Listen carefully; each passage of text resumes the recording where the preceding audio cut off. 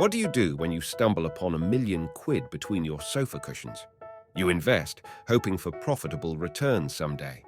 At least that's what the rich do. The trend these days is to invest in football, specifically British football.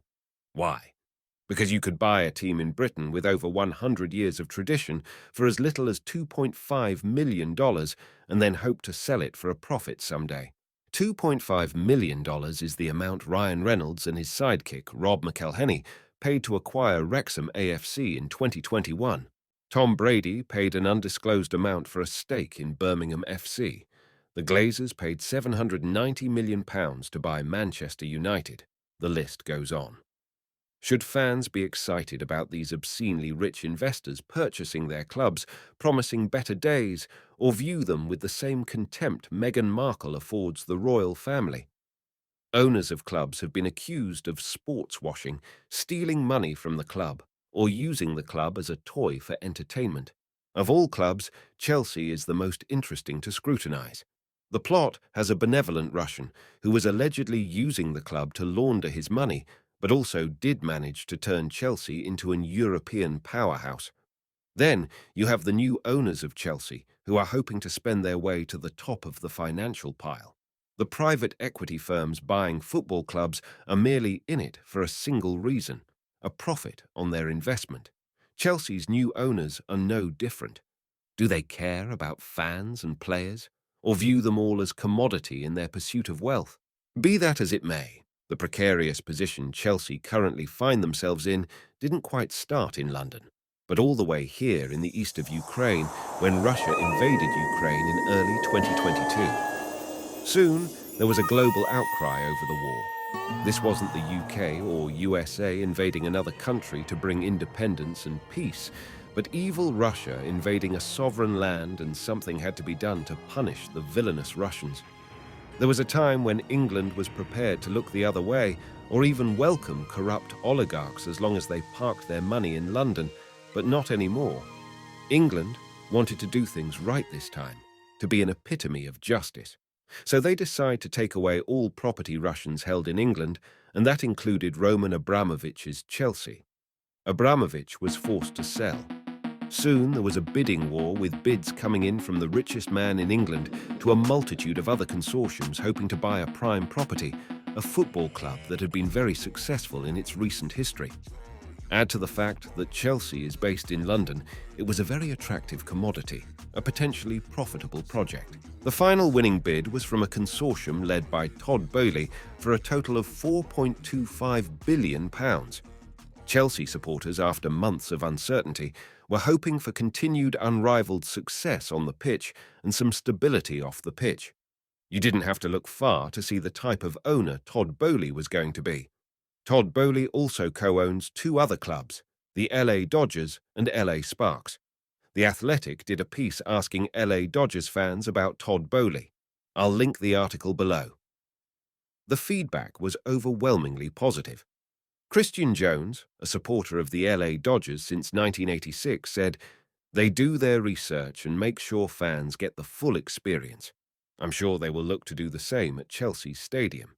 Chelsea will have the best players on the pitch and everything around it too. I'd tell any Chelsea fan you should get ready for the next decade being the best ever. Prophetic or a load of nonsense? Because any Chelsea fan will tell you that it's far from ideal at the moment. Are Todd and his co-investors responsible for the precarious position Chelsea find themselves in? Is it a cultural misunderstanding, or is it utter mismanagement? Or all investors guilty of treating a football club similar to any other investment? Is the solution always to throw money at a problem and then hope the problem disappears over time without understanding the culture of the game and the identity of the club? So what's uniquely different about football in Britain? There are inherent differences between how sport is viewed and played in the USA compared to England. First, England has a pyramid system which allows any team to move up or down through the leagues based on its performance. For example, Luton Town, after being found guilty of financial irregularities, were deducted points and relegated to non-league football, the fifth tier in the English football pyramid system, in 2009. But after years of grafting, Luton Town worked their way up meticulously and are currently playing in the top tier, the English Premier League. LA Dodgers, on the other hand, since moving to Los Angeles in 1958, have always been in the Major League Baseball and have never been relegated or promoted because American sports generally tend to operate on a closed league system with no room for promotion or relegation, but rather expansion or reduction based on the financial health of the club. The English Premier League, which can trace its roots to the English Football League, was founded in 1888. Of the founding 12 teams, 11 are still active today. Comparably, the NFL, National Football League, which can trace its origins to an earlier league, American Professional Football Association, was founded in 1920. Just 2 of the 14 founding teams are still active today. If a club wasn't financially viable, they had to close shop or move cities in hopes of finding success elsewhere. Money is a big part of American sport franchises to the point where, not surprisingly, the top 10 slots of the most valuable teams in the world are all occupied by American teams. This cultural difference couldn't have been any more apparent when fans protested against their own clubs who were plotting to form a potentially very profitable closed league, a European Super League.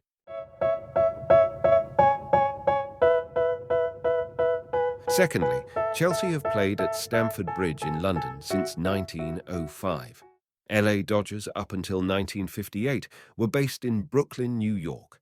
They went through a catalogue of identities during their time in Brooklyn. Brooklyn Atlantics, Brooklyn Grays, Brooklyn Bridegrooms, Brooklyn Trolley Dodgers, Brooklyn Robins, and then eventually Brooklyn Dodgers. In 1957, they closed shop in Brooklyn and moved to Los Angeles, California, seeking greener pastures. It is not uncommon for teams in USA to move vast distances and set up shop in a new place altogether and hope for a new start and build a new set of fans. In England, the team that has moved the most, Queen Park Rangers, a staggering total of 17 times, mostly because they didn't have a permanent stadium and couldn't afford the place they were at, have always moved within the London area. Teams don't move places in England searching for more lucrative deals and venues. The idea of Newcastle moving and setting up in London because it makes more sense financially would be more fitting for a fictional fantasy tale than reality. These days, with its ever-expanding global fan base, you're likely to see a legion of foreign fans in any Premier League stadium, but even so, a football team in England is usually representative of the area it was founded in, and fans have strong bonds with the team that is more than just trophies and money. Even while playing in the third division, Sunderland had an average attendance of 30,000 on a weekly basis. With all these apparent differences, some of Todd's earliest statements were, ultimately, I hope that the Premier League takes a little bit of a lesson from American sports and really starts to figure out, why wouldn't we do a tournament, with the bottom 4 teams? Why isn't there an all-star game? So, I think you could do a North versus South, all-star game for Premier League and fund whatever the pyramid needed very easily. if Todd can get Sunderland and Newcastle players together in a team, or Tottenham and Arsenal players together in a team, it's only fair that he's given a shot at bringing the Palestinians and Israelis together as well. You have to remember that Todd Boehly is a successful businessman who's made money for most of his life. He'd probably look at a charity organization and come up with ideas of how he could have them set up shop in some pristine location with skyline views and turn them into a money-spinning gimmick to generate more revenue. His vision for Chelsea was and is to make it extremely profitable. Not necessarily a bad thing to wish for, but if it comes at a cost of losing your local fans, he might as well come up with ideas of moving Chelsea to Los Angeles too. Yes, teams in England would like to turn a profit too, but not at the expense of their culture, their fans, and their identity.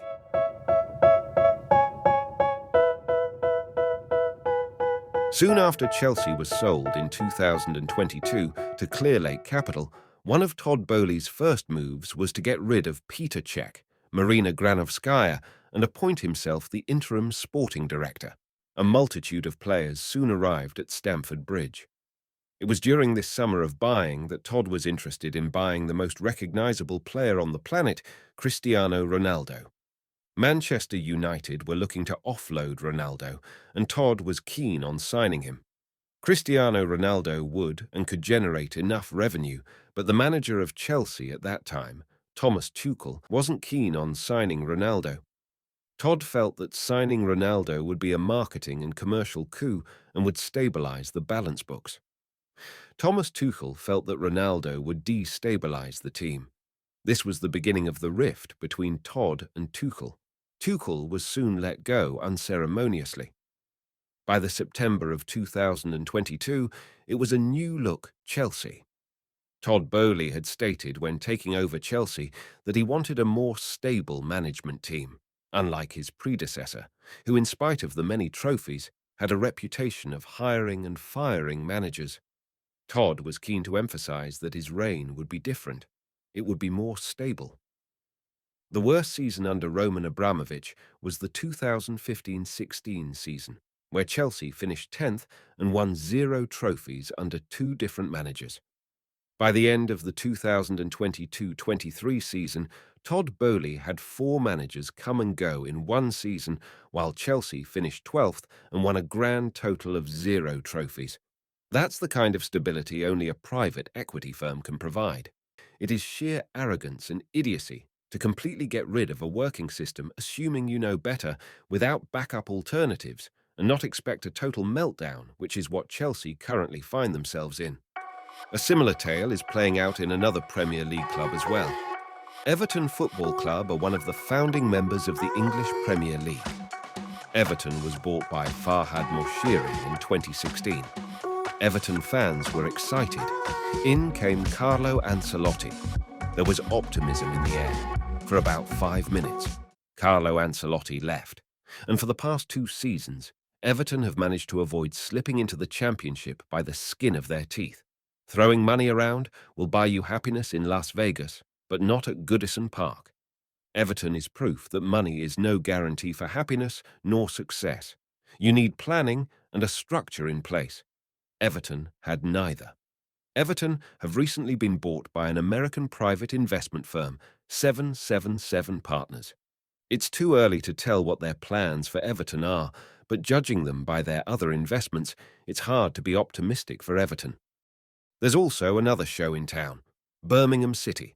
A not-so-glamorous club in comparison to the elites of English Premier League has got an American royalty for an investor, Tom Brady. Birmingham City, after all their struggles last season, have managed to squeeze themselves to a playoff position in the Championship this season. The team is doing well. What do the new owners do after the takeover? Sack the manager and hire the hottest managerial candidate on the planet, Wayne Rooney. This is the equivalent of Saudi Arabia hiring Liam Payne for a world peace concert. Wayne Rooney has achieved as much as a manager as Liam Payne has achieved as a solo artist. Wayne Rooney was one of the best to play for Manchester United, and that sprinkling of stardust and that alone is what the new management is hoping will lead Birmingham to the promised land. So will they reach the promised land, or will they end up at La La Land? Who's holding their breath? Todd and his co-investors aren't stopping anytime soon. They, along with other investors, are leading talks to scrap the Saturday 3 p.m. blackout that prevents games in that slot being screened live domestically. Chelsea's new owners have also bought League One football club RC Strasbourg, prompting protests from Strasbourg fans. This is all purely done to protect and enhance the financial reputation and value of their assets. Nothing more. So what makes an ideal owner? A rich Russian who'll invest without expecting anything in return except a means to launder his money. An ultra-rich Arab who's got more money than morals. A rich Brit who avoids paying taxes in Britain. There are very few clubs and fans, if any at all, who'll turn down money if it means their club can win more trophies. In a globalized world with the very popular Premier League, foreign investors are not going to stop coming. Fans and reporters will in equal measure be excited at the sight of new money and transient fame, indicative of society at large. Investors will keep showing up with buckets of gold, but is up to the Premier League board to set rules in place based on sustainability of the club and a modicum of morality. Else what's happening at Chelsea is bound to repeat with far worse consequences, and the ones who'll pay are the fans who helped build the club. The ones who'll be there long after the cameras have turned away and the lights are turned off.